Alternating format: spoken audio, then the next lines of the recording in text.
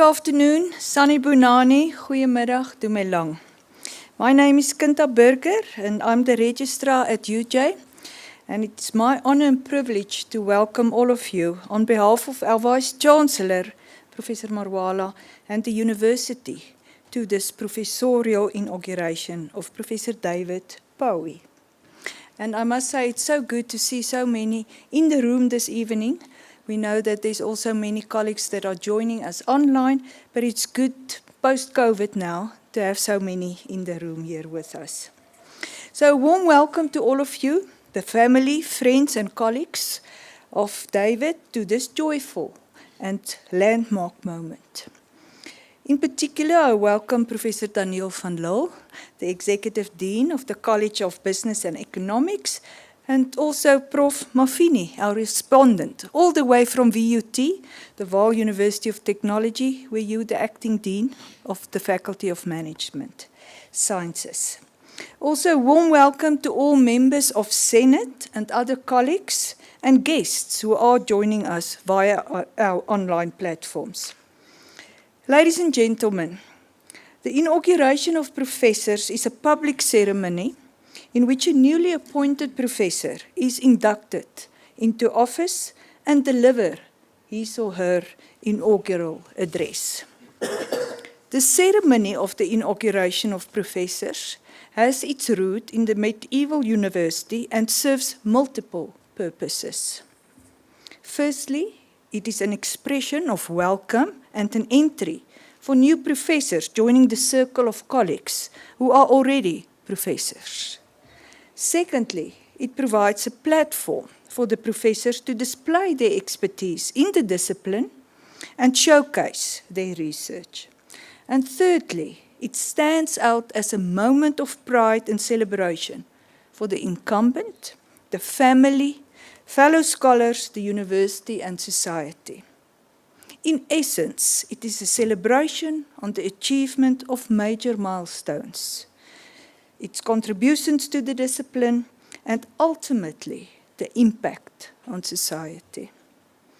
Today, ladies and gentlemen, we gather to witness the entry of Professor Pooe to the illustrious community of scholars at the University of Johannesburg. This evening, we will listen to the inaugural address by Professor Pooe as one further step in his journey of being a professor. This is a journey which does not culminate once this lecture has been given. The inaugural lecture is a self-reflective pause in the journey of the professor, with a promise of more to come to enrich our minds and simultaneously contributing to the rich intellectual body of work in the discipline. Prof. Pooe, we are looking forward to your address on fostering enterprise development through supply chains. Very relevant. I now invite the Executive Dean, Professor Daniel van Lille, to introduce Prof. Pooe to you. Thank you very much. Realiboga, siyabonga, baie dankie.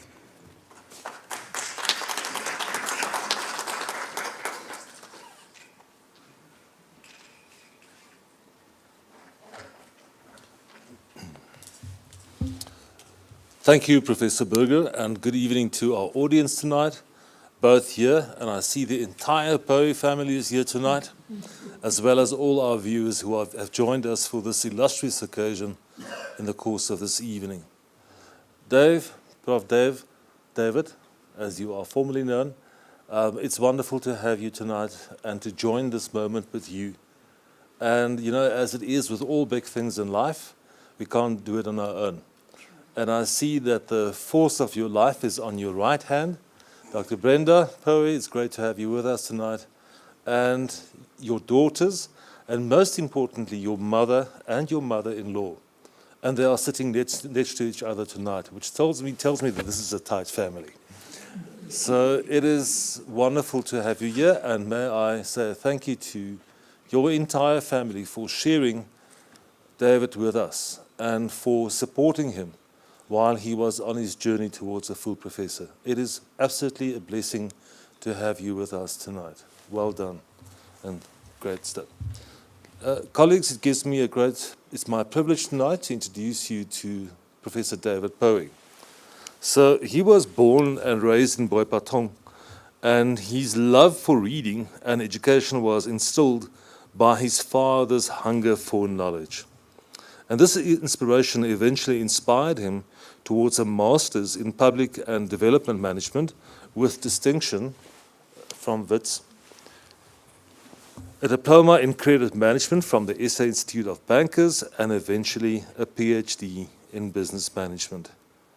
Prof. David joined UJ in January 2015 as an associate professor on grounds of his corporate scholarly interest centers on enterprise development and supply chain management. His research is reflected in 52 peer-reviewed papers and 2 book chapters. And he has supervised and amazed graduates to completion and in the Berufsakademie in Germany. In summary, Prof. David concurs with Rick Lavoie in the sense that if a child cannot learn in the way we teach, we must teach in the way the child learns. And that, David, is what all of us witness on a day-to-day basis in your life and your work. It is my pleasure to introduce Prof. David Pooe to you. Thank you.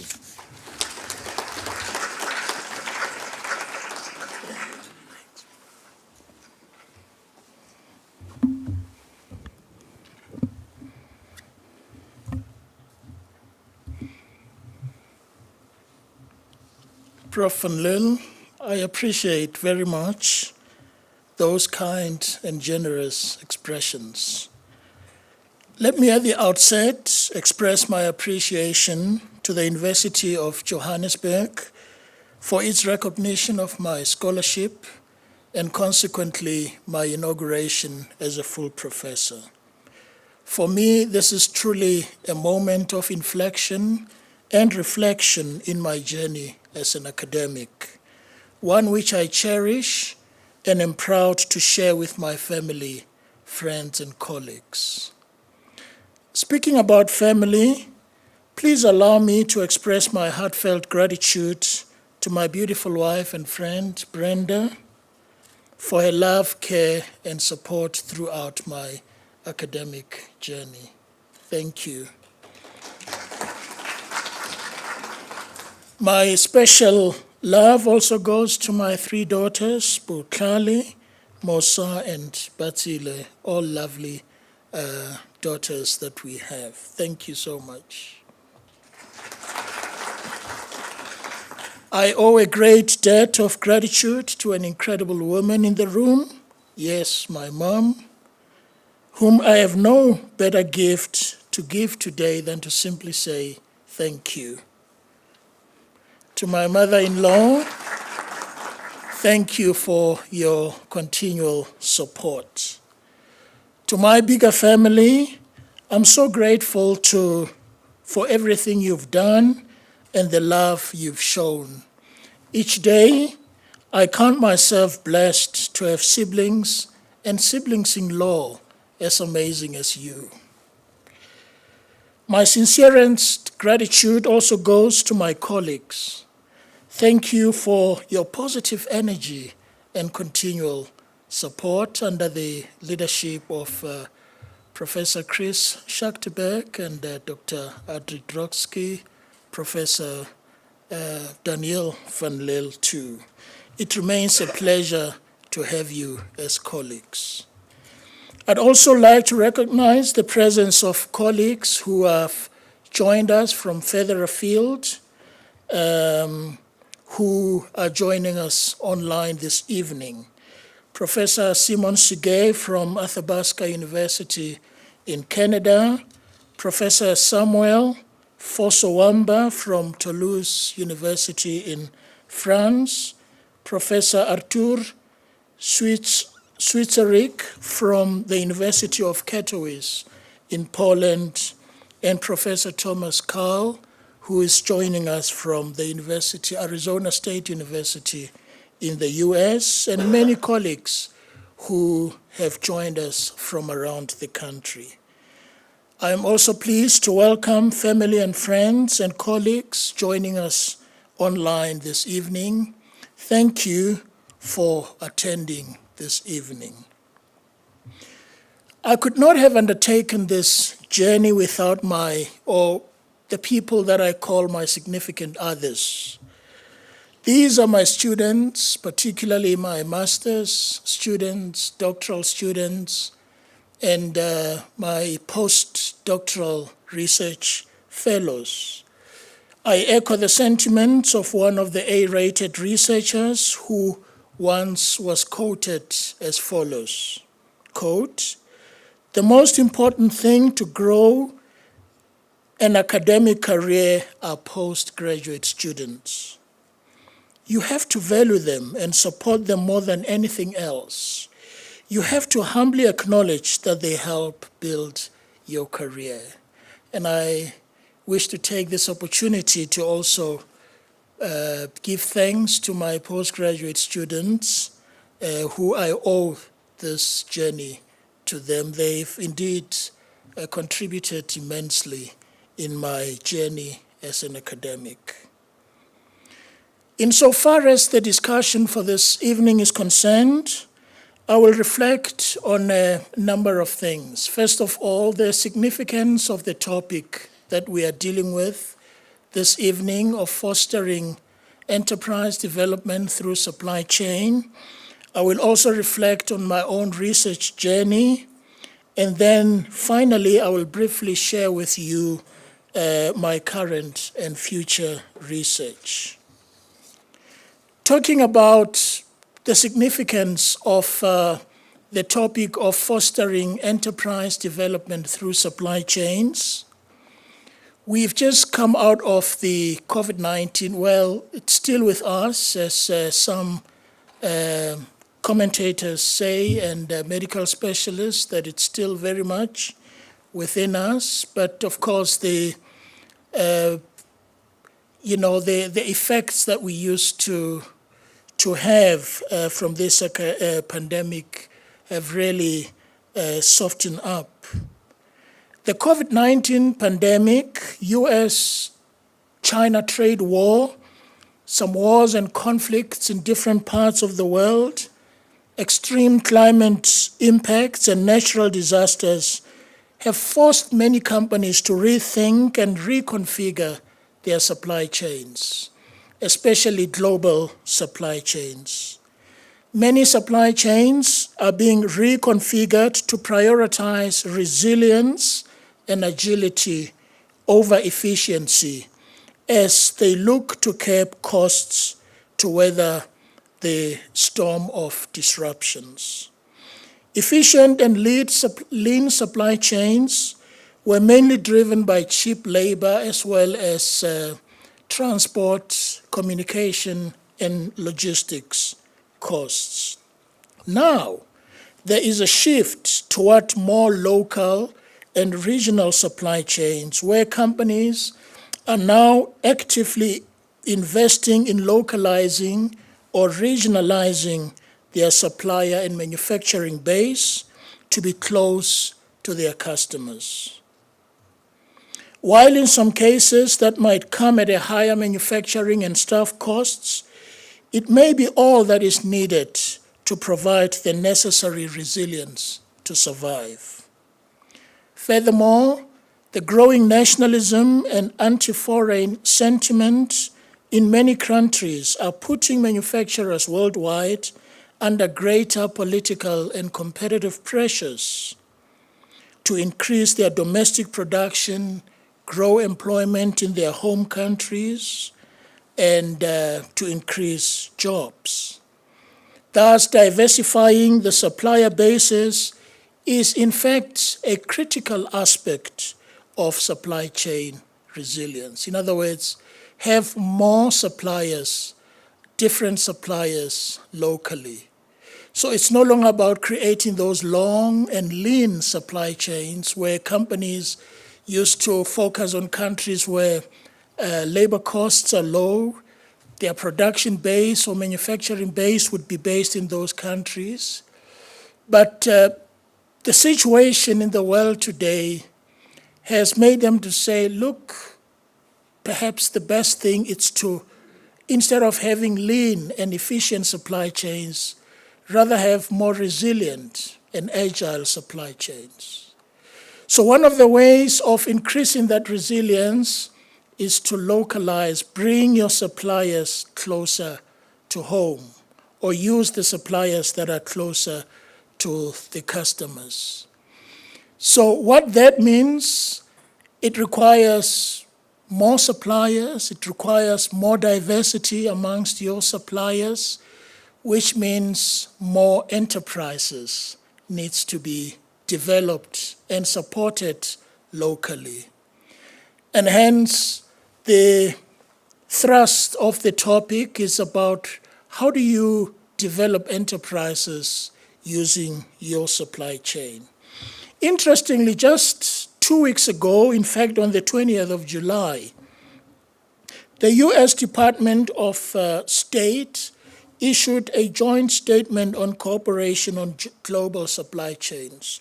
Now, this department is an equivalent of our Ministry of International Relations and Cooperation. So they issued the following statement just this 2 weeks ago. We aim to promote, I quote, we aim to promote diversification and increase global capacities for multiple, reliable and sustainable sources of materials and inputs, intermediate goods and finished goods in priority sectors, along with logistics infrastructure capacities, increasing resilience of supply chains to make our economies less vulnerable to disruptions and shocks. The statement goes on to say, we aim to promote the involvement of small and medium-sized businesses in priority supply chains. We aim to promote the adoption of digital technologies by micro, small, and medium-sized companies. To advance the principles of equity and inclusion, we aim and strive to ensure investments are made into a broad range of communities consistent with participants' domestic laws and international obligations throughout our economies, unquote. So coming to my own research interest and area, my research interest in the areas of supply chain and SME performance all started from the study which one district municipality commissioned me to undertake back in 2009 on business retention and expansion.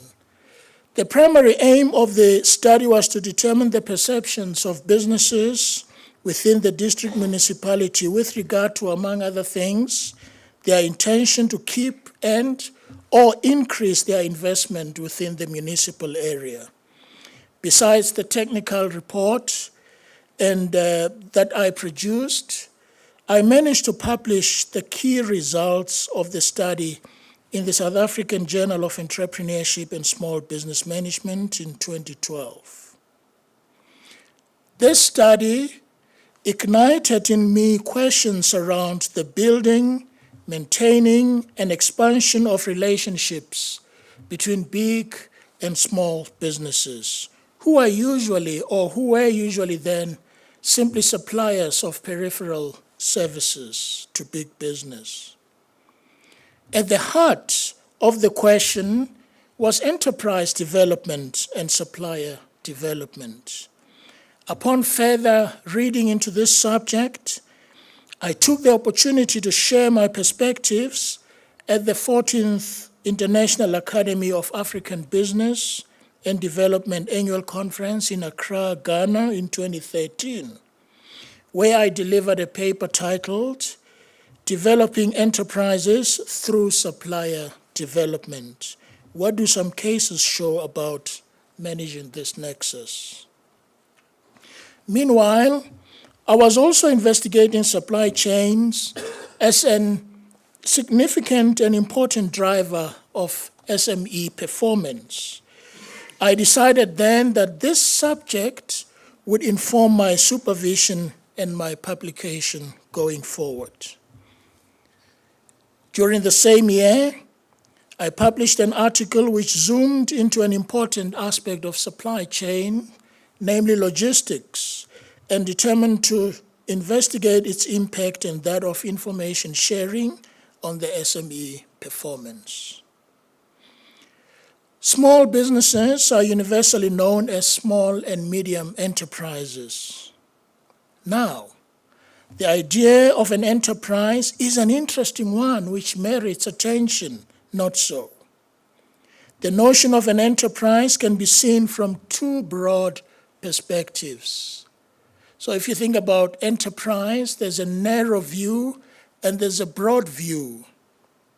The narrow view of an enterprise, it's about entrepreneurship, starting up or being in business, or even growing and developing a business, while on the other hand, the broad view of an enterprise has to do with the display by an individual or an organization of innovative attributes and behavior such as creativity, innovation, flexibility, initiative, and the need for achievement.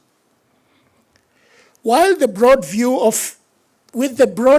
of this enterprise in mind, the question of what makes some individuals more enterprising than others remain of interest to a number of researchers.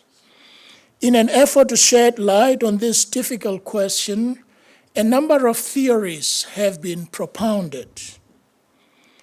These include sociological theories, cultural theories, psychological theories, and political theories of entrepreneurship. Let's consider each of these.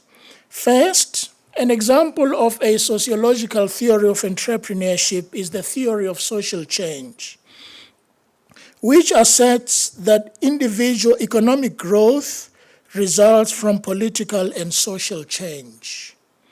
This theory postulates that an entrepreneur's creativity is the main ingredient and driving force behind social transformation and economic growth. Besides satisfying the needs of customers and creating value, businesses are considered social agents in societies, and hence the sociological theories in entrepreneurship sees businesses as playing a role of change agents. How about cultural theories of entrepreneurship? These explain or seek to explain the differences in entrepreneurial ability and spirit across different cultures.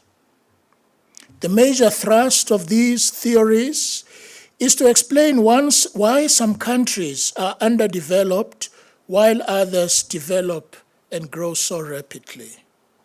One such theory is the Hosselet's theory of entrepreneurship supply, which posits that cultural factors drive entrepreneurship and that often minority cultural groups play a significant role in entrepreneurial and economic development in societies.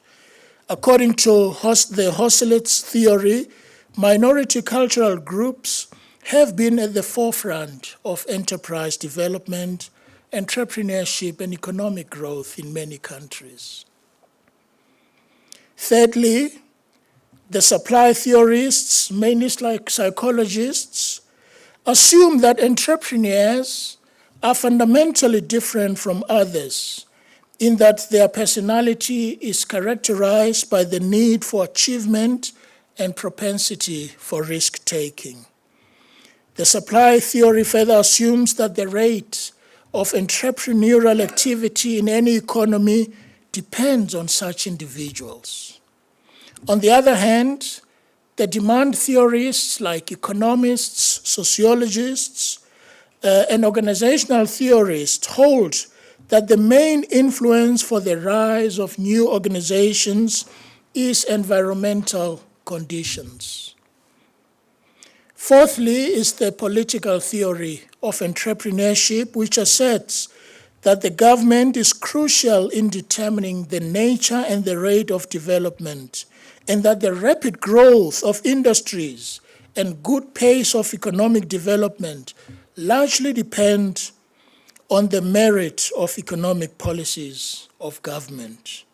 This theory further opines that the number of entrepreneurs would be greater in countries which believe in the ideology of capital liberalism and where requisite credit facility, appropriate training opportunity, technological and scientific knowledge, and adequate incentives are easily accessible.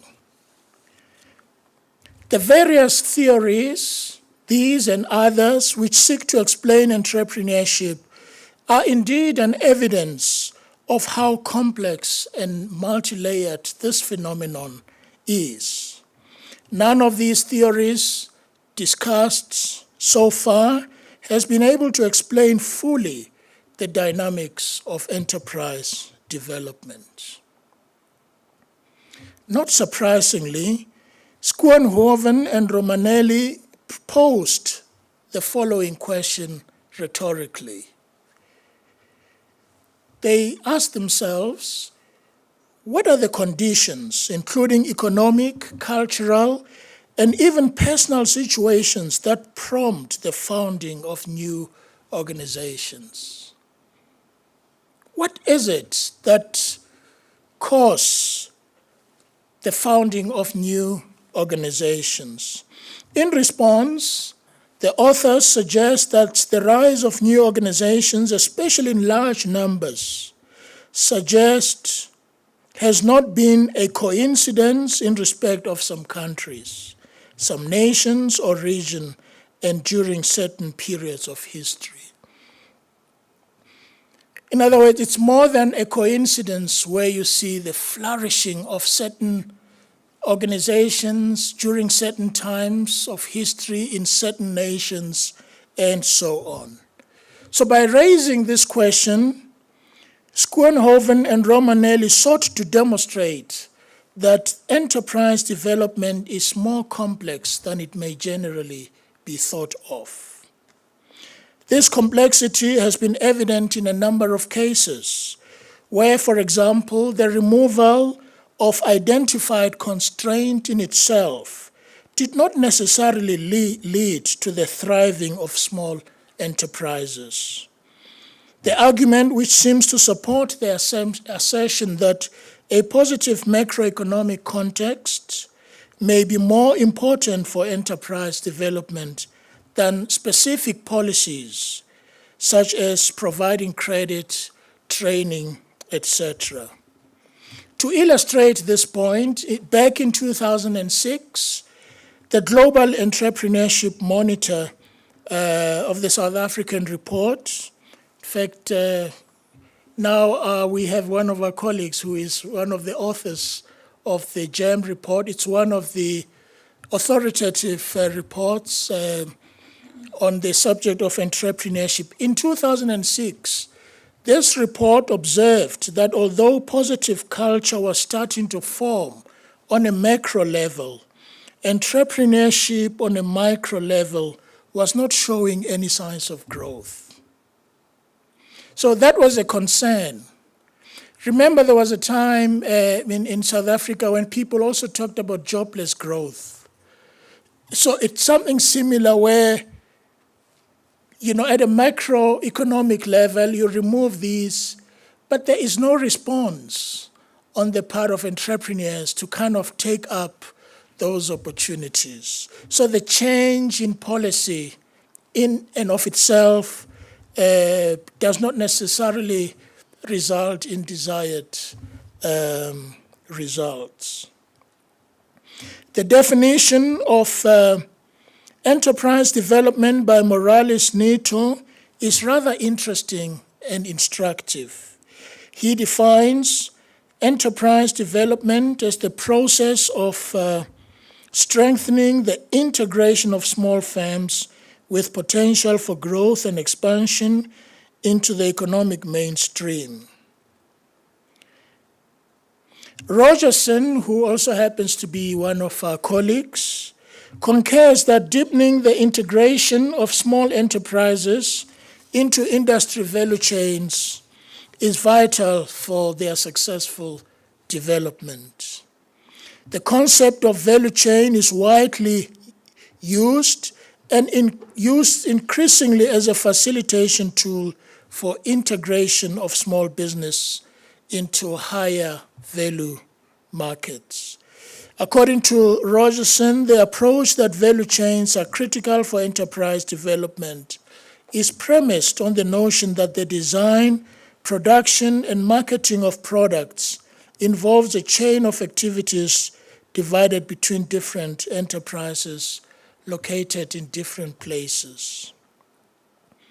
Notably, the broad-based economic empowerment policy framework was supposedly designed to encourage companies to use preferential procurement to achieve the objectives of enterprise development, and that creating opportunities for and investing in enterprises within the value chain is the best way for enterprise development.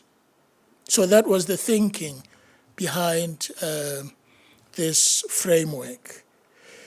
Unfortunately, as I argued in one of my articles in 2013, relying on the self-regulatory power of the market to implement what is essentially the most important economic transformation programs in history meant that the conceptualization of the triple BEE policy framework was always going to stand on shaky ground, at least not in a society built and punctuated by deep and intractable structural problems. Speaking of structural problems affecting the development of small enterprises, particularly in emerging economies, include the weak connection of the small enterprise sector with the formal modern economy with respect to its technological and market dynamics. While backward and forward linkages between small, medium, and large enterprises can be a source of capacity for SMEs, especially insofar as technology and innovation are concerned, they are often quite limited in many developing countries. In other words, the opportunities for such strong integrations are very limited in countries like ours. As a possible solution to the creation of these inter-firm linkages between small and large firms, the paradigm of flexible specialization was mooted by Turner in 2000. Central to this paradigm of flexible specialization is the need to establish networks, clusters, and other forms of interactions. Such forms of integration should enable small enterprises to achieve benefits such as economies of agglomeration, which would otherwise be unobtainable by individual firms. Also, flexible specialization stresses the importance of maintaining balance between competition and cooperation in areas such as design and innovation. So far, it is clear that value chains and supply chains are vital for enterprise development. What, though, is the difference between supply chains and value chains? While a supply chain involves all parties in fulfilling a customer request and leading to customer satisfaction, a value chain is a set of interrelated activities a company uses to create a competitive advantage. So value chains are about creating competitive advantage, which are usually from within one organization. So those are very important to use as levers to foster enterprise development. Whereas supply chains, it's all the actors that are involved in the sourcing, procurement, and the delivery of the product to the customer, which typically involves a whole lot of organizations from the point of production to the point of consumption, and in these days, even backward. Michael Porter used this concept of value chain, which he introduced to include all those activities that a firm performs to design, produce, market, deliver, and support the product. So the idea is these critical phases, since they are value creating, this is perhaps where SMEs can play a critical part. So looking at my research, my body of work draws largely from the three theories. The first, it's the supplier adaptation, relational view, and the learning and perspective theories. The notion of supplier adaptation was introduced by the relationship marketing literature, which is very important for interfirm relationships. Adaptation refers to processes in which firms adjust their business practices exclusively in behalf of the other party in their collaboration exchange. The second theory, which is the relational view theory, according to this theory, productivity gains in the value chain are possible when partners are willing to invest in specific relationships and combine their resources in an inimitable way. According to this theory, the greater the partner's investment is in interfirm relationships and knowledge sharing and relation-specific assets, the greater the potential will be for relational rents or benefits. In a business relationship, equal power relations are more likely to yield exchanges, positive emotions, and perceptions of relational cohesion and behavioral acts of commitment. So that perception of equal relationship, it's very important for these benefits to accrue.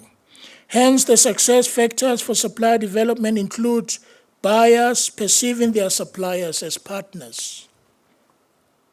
In the literature, there's much evidence to suggest that buyer and supplier perspectives differ on the question of what leads to a successful relationship. So in other words, buyers and suppliers always views it differently. Interestingly, in his study on the relationships between large purchasing organizations and small ethnic minority suppliers, Theodora Kopoulos in 2013 observed that small firms and ethnic minority suppliers that are fit to supply large buying firms need to develop relational capabilities that enable the improvement of their product or process capabilities.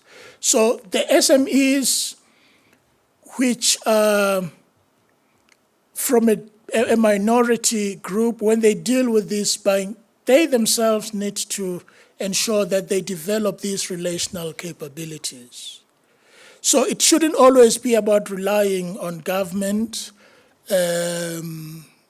for help and this and that, but it's important to develop the ability to relate to other businesses, particularly big business.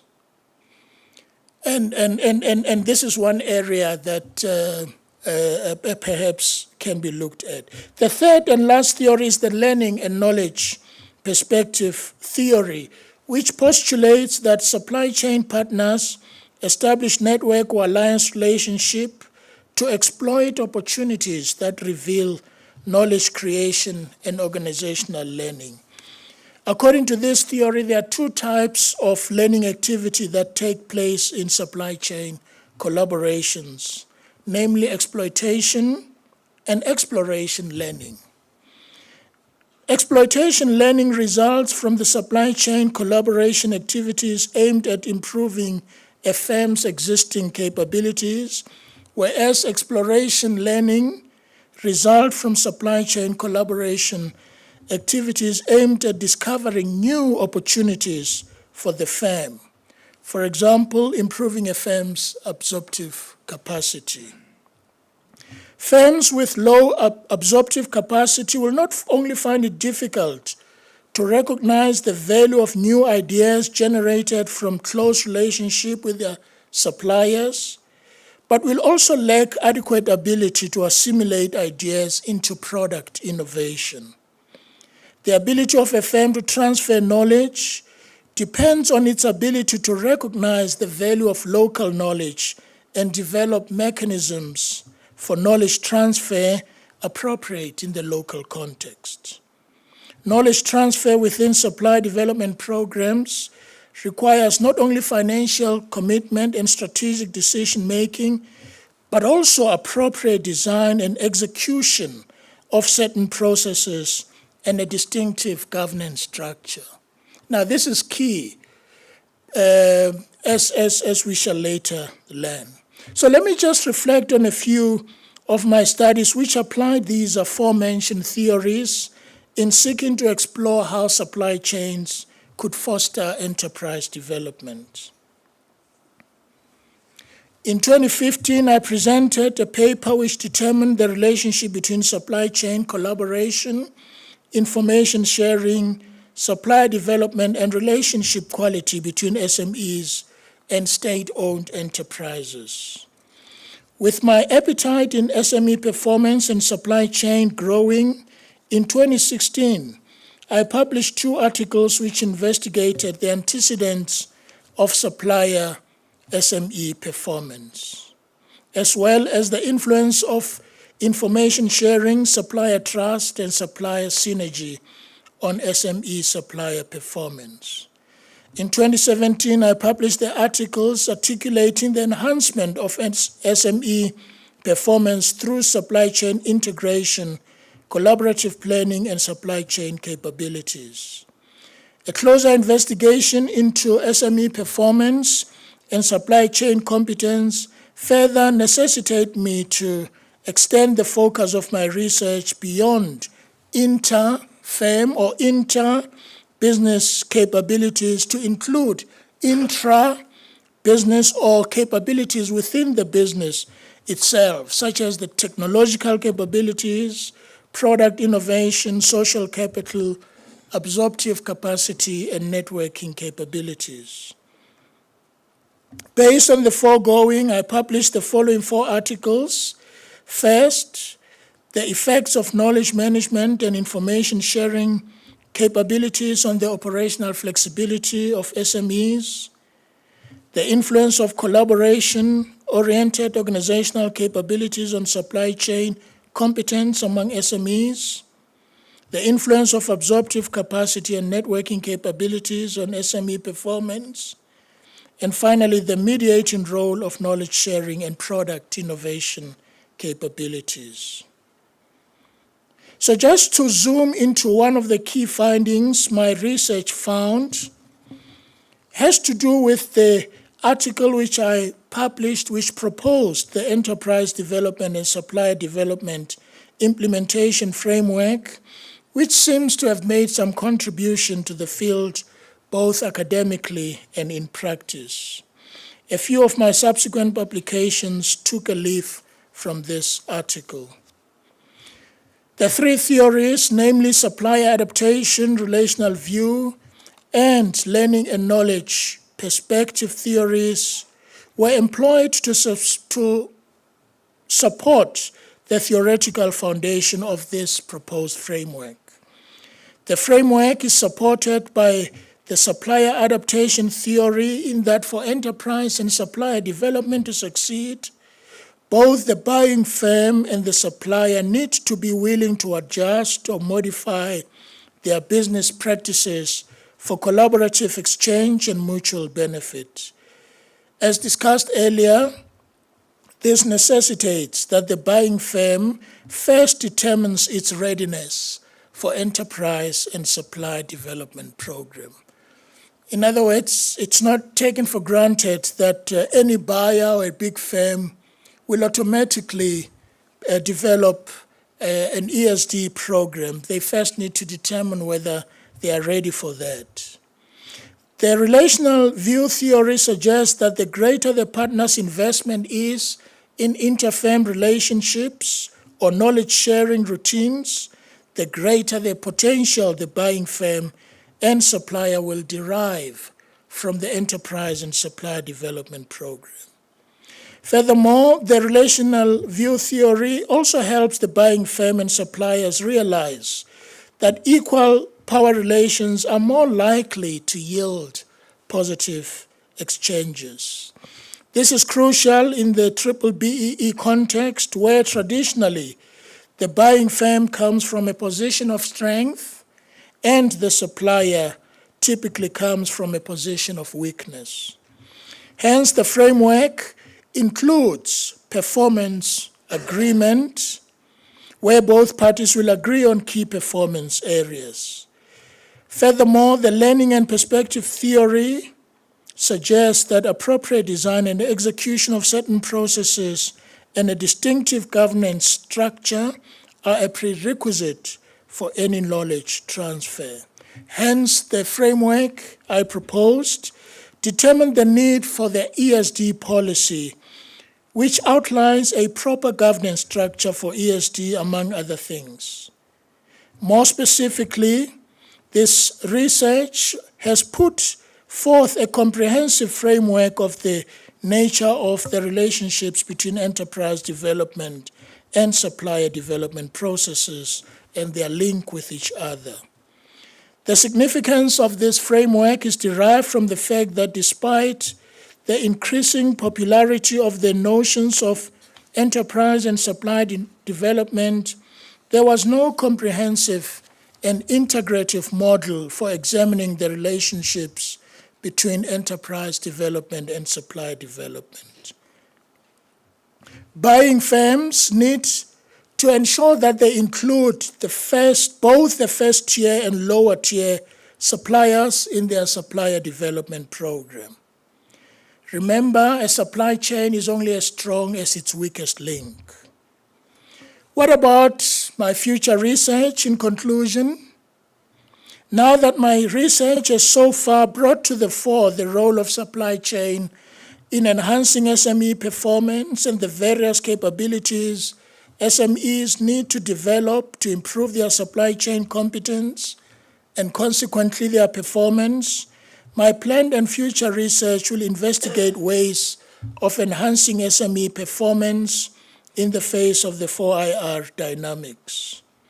The overarching theme of my research in the next few years is titled Industry 4.0 and Supply Chain Management, Implications of 4IR Dislocations for Small and Medium Enterprises and Supply Chain Management. There are a number of outputs planned to develop the overarching research theme, and these you will see and come across if you keep watching the space. The initial output, by way of an article, will soon be published and is entitled Small and Medium Enterprise Adoption of 4IR Technologies for Supply Chain Resilience during the COVID-19 pandemic. Initially, my research will give the reader a detailed overview of 4IR and its general business context. The draft paper on this subject is already available, and thanks to my postdoctoral fellows, research fellows, the project is well at its advanced stage. Then the research will seek first to contextualize supply chain management in the 4IR context and explain the evolution of digital supply chains. To that end, the supply chain management ecosystem and push technologies in the digital supply chain will be revisited in the context of 4IR. That's the story of my life.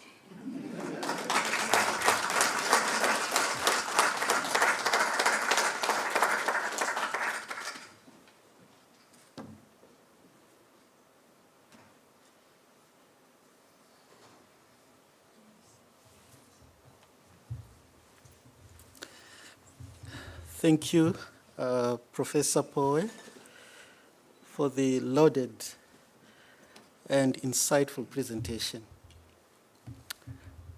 Thank you to Professor Daniel van Lille and Professor Kinta Berger for the hospitality with which I was received in this institution.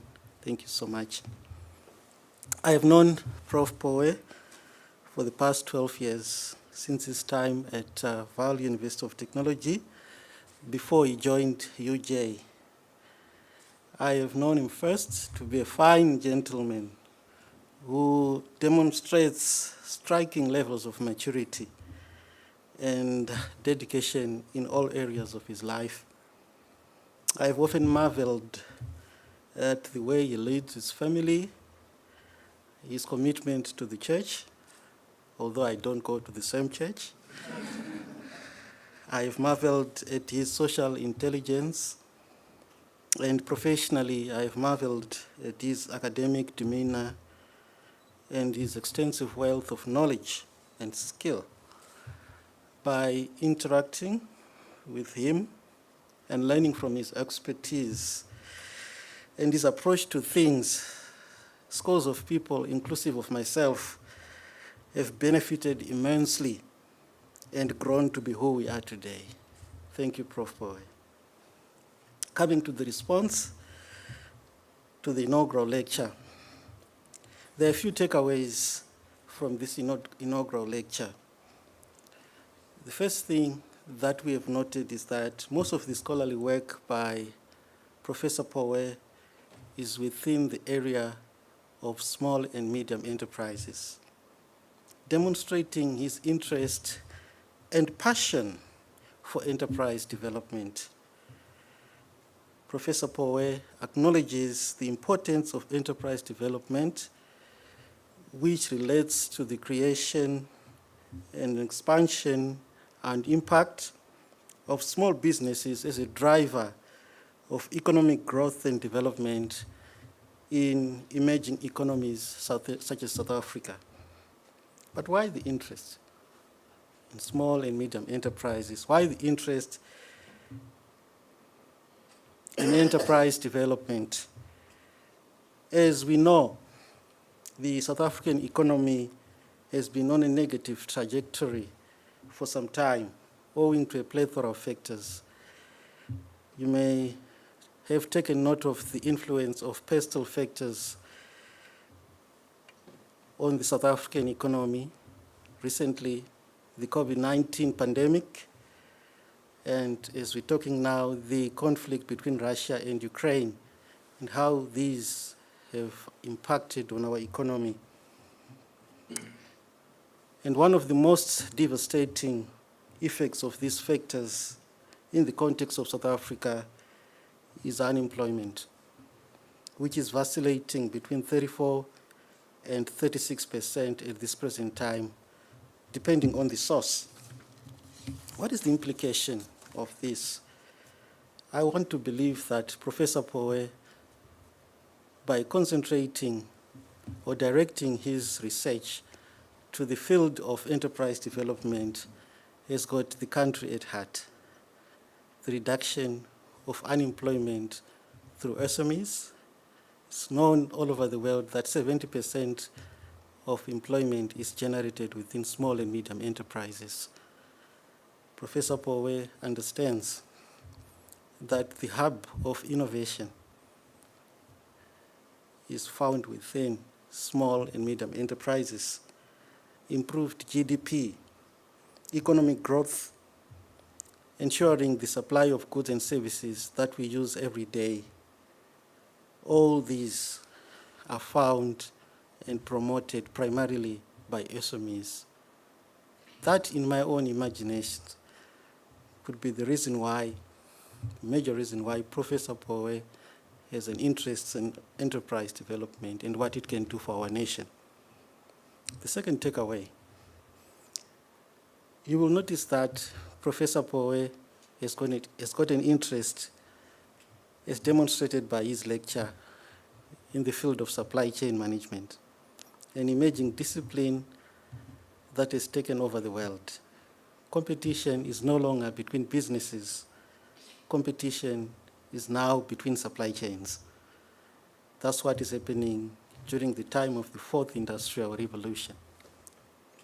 But to take it further, I noticed that Professor Pooe, in his presentation, has concentrated on the role of supply chains and the role of supply chain management in enterprise development.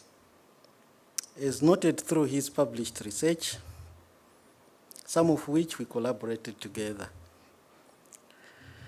Various supply chain practices, such as information sharing, information quality, supplier trust, supplier synergies, supplier development, among others, all contribute to overall supply chain performance within SMEs.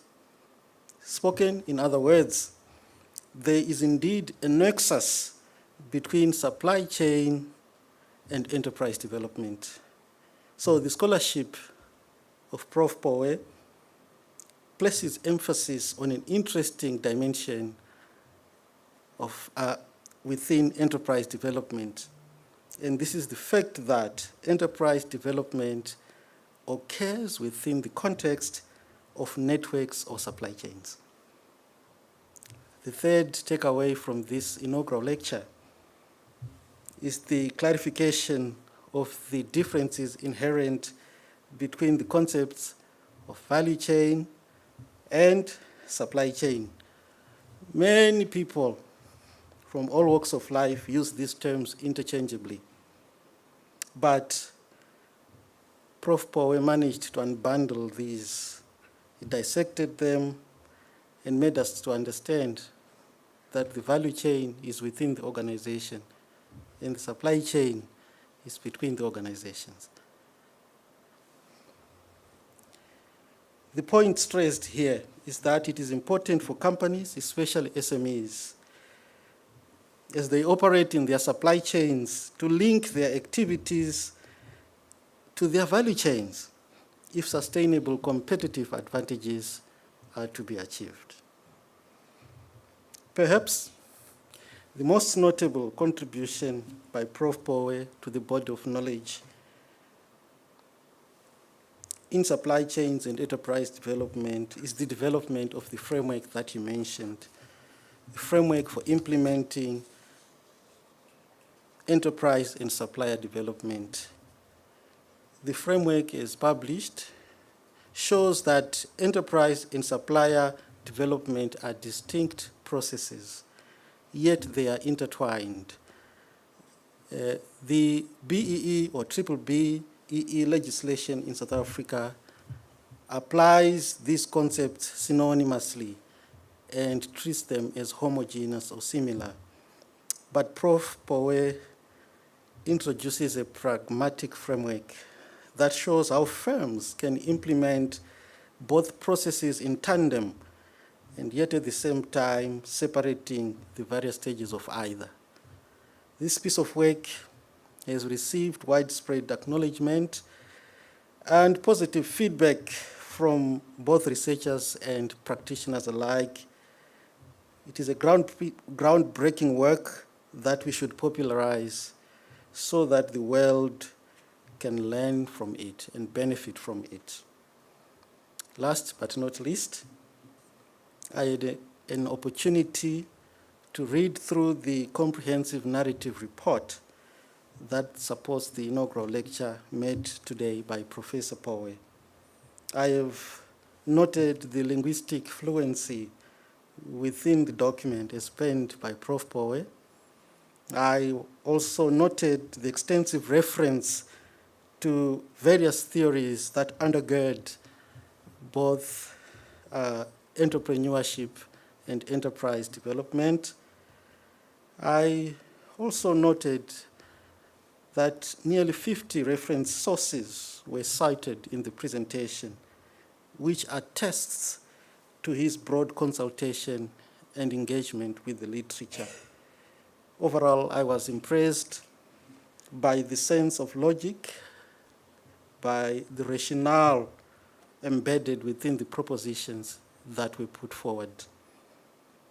That is an attestation of the standard of scholarship of Prof. Pooe. And coming to today's auspicious occasion, the fact that there is the presence of scholars from other international institutions in various parts of the world that are listening in today to this very ceremony bears testimony of the collaborative scholarship of Prof. Pooe. He's a global academic who understands that one's international footprints are essential in shaping one's scholarship. South Africa is part of a global village, and our activities, including within academia, must have a spillover effect into other parts of the world. To my colleagues at the University of Johannesburg, especially those at the College of Business and Economics, I say in Prof. Pooe, you have an asset, a resource that has competencies for you to tap into for the future growth and success of your institution. I urge you to be open-minded, to observe and deploy him, and then watch the results. I'm sure you won't be disappointed. Prof. Pooe, you are indeed an inspiration to many, inclusive of myself, and I would like to once again applaud you for this significant achievement. I thank you.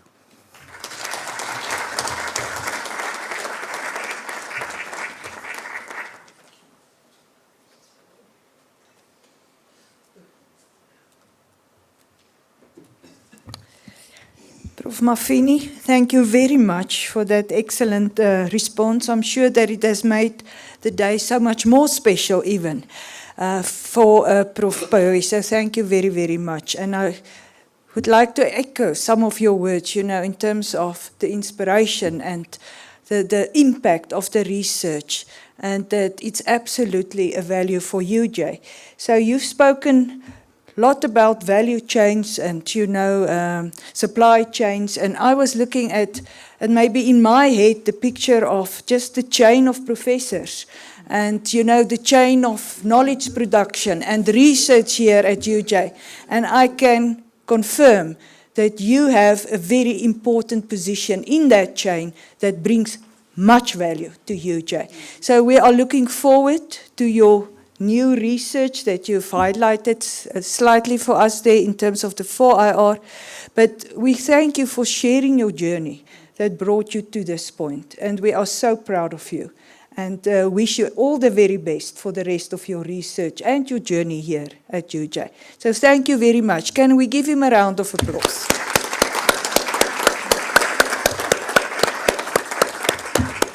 I'm now going to ask the Dean to come and assist me, and Prof. Mafini, you can also come and join us here so that we can do the robing, please.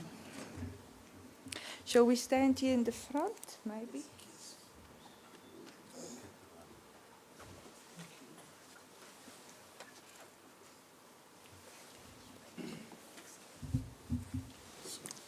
I'm so looking forward to our next conversation.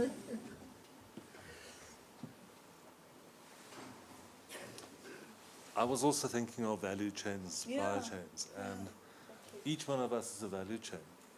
And together we form a formidable supply chain. Yes. And not just as one university, but as a cosmos of people who are thinking forward. So imagine how many students and graduates can flow from our supply chain into the future. Absolutely.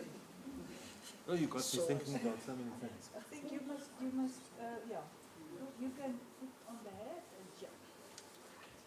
This is the Then we'll moment. go on to the left side.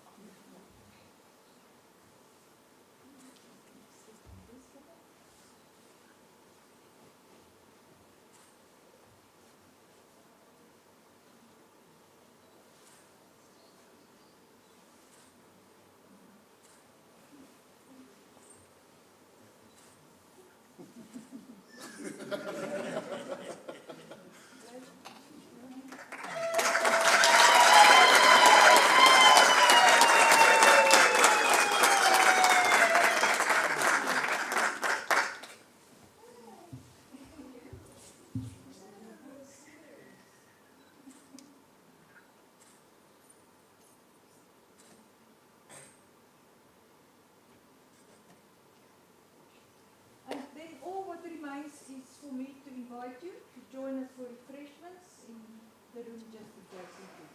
So thank you very much for your presence here and also for our online audience. Thank you to you as well.